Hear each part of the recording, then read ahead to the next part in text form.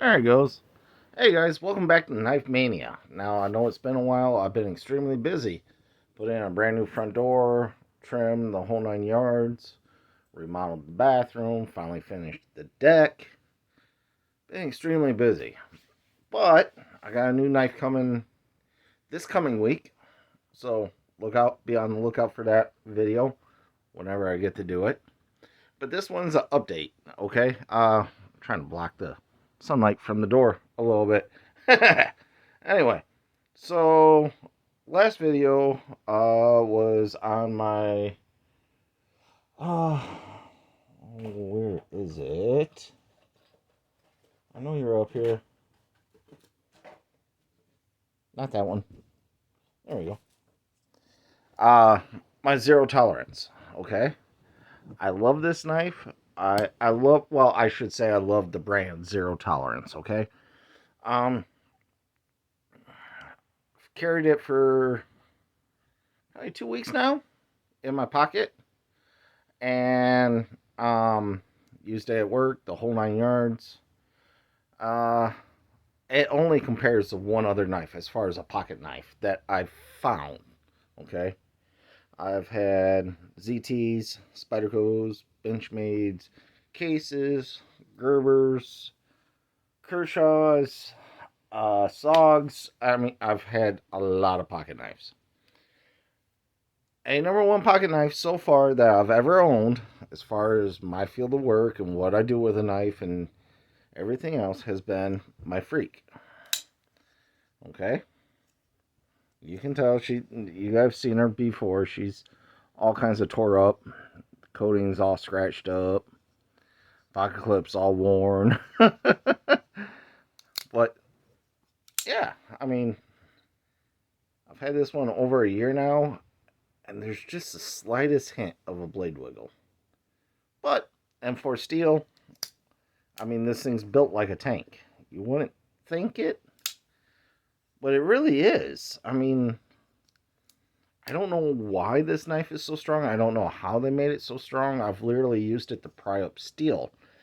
Being a welder, if a piece of steel is flat on your table and you can't really move it, when you're wearing your welding gloves, especially if I'm doing some heavy stick welding or like some 777, uh, .045 flex core, heavy duty MIG welding, you're wearing heavy gloves, right? So I've been known to occasionally wiggle that knife under there, turn it a little bit, take my chip and hammer, shove that under there, so that I can finally get my fingers under there and lift the plate or do whatever rigging I need to do or whatever I need to do to move the steel, right? The Spyderco, I love them. They're great knives, don't get me wrong. The tips are way too fragile for someone like me who uses a knife as a pry bar. you know, it doesn't work. Your knife's not supposed to do that, but it is what it is. Um anyway, so Freak, let's get to this ZT now. I've carried this thing for a couple weeks. You can see there's starting to get damage on the coating. um I use and abuse my knives. This one's a liner lock, uh, but it's not your normal liner lock. The Freak Axis lock,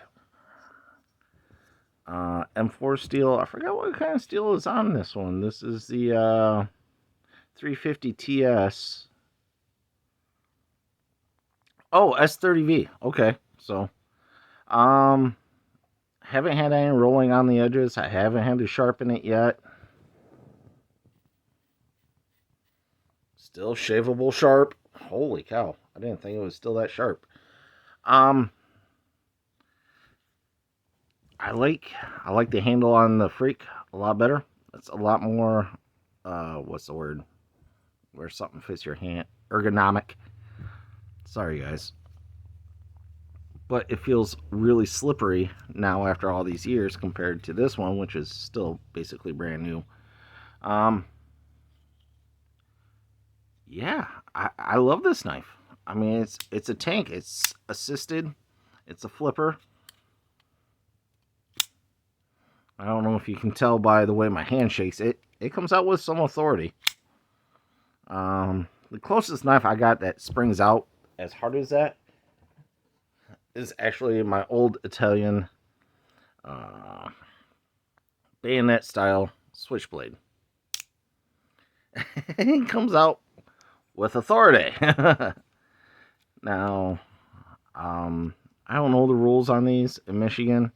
I know we're allowed to own them, but I don't carry this knife. It's a keepsake.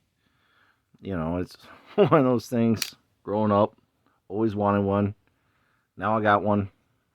I don't carry it. I actually had to refurbish this knife. It needs a little more TLC. There's a crack right here. But you guys want to see that knife and do a full review on it? I will. Back to the ZT. It's a workhorse. Just like the Freak. I haven't found a flaw with this one yet. Now, granted, the Freak's over a year old. Still finds its way back in my rotation. I like a bigger pocket knife for work because I'm cutting through some bigger stuff. Installation. Excuse me. So I do like a bigger knife.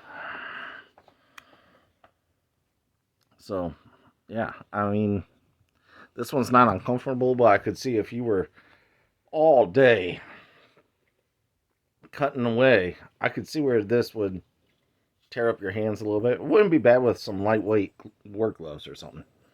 You'd be perfectly fine with that. Some mechanics gloves or something like that. No blade wiggle whatsoever yet. Pocket clip's getting a little worn.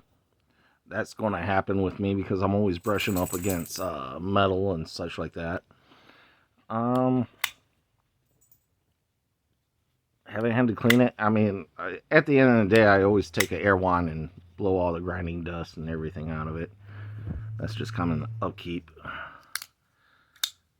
Obviously, the Freak's a lot more broken in. We'll see how that continues to go. But yeah, I want to give you guys just a halfway decent update.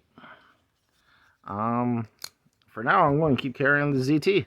I love my ZTs, always have. American made, the whole 9 yards. What else can you want from it? None of the screws have come loose yet. Yeah,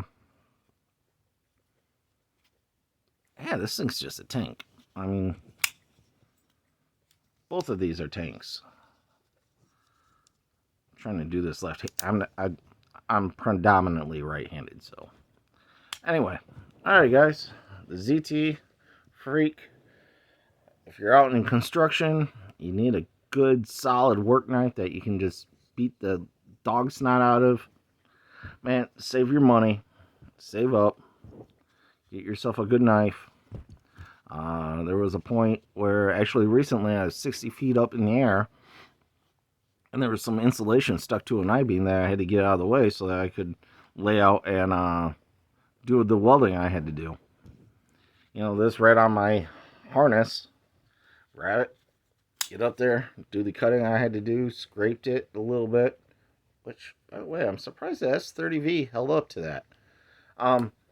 Anyway, I was able to perform the weld that I needed to do to get the job done. 60 feet up in the air, and you need a tool, you know, yeah, so. Alright, guys, like I said, stay tuned. I got another new knife coming. I think it should be here Tuesday or Wednesday. Depends on the postal service. We all know how that works. But it's another big knife. Big outdoor knife, survival knife type deal. I haven't seen too much on this knife on YouTube, so we'll see. I still got the original Big Brother of this knife, so maybe do some side-by-side comparison. However, the original knife, the Big Brother of the knife I ordered, is now retired because the ebony on the handle's starting to crack and stuff like that. But I've had it for 10, 15 years. Beat the snot out of this knife. So there you guys go. Stay tuned. All right. Be safe, keep your knife sharp, and keep your fingers out of the way. Later, guys.